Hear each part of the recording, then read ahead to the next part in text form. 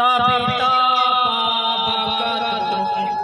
ब्रह्मचर्य योग शांति ईशु पिता प्रभु रुद्र वेदो राम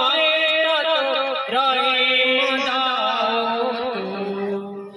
वासुदेव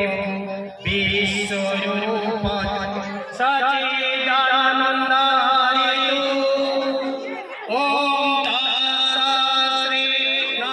समाज को एक बट वृक्ष भाया मजबूत करिसंती आज तांकरी ए संघ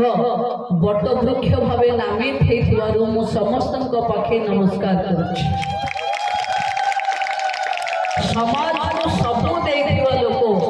निज पैसा निज बल निज यौवन निज सामर्थ्य सबु देई सारिथिबा लोक माने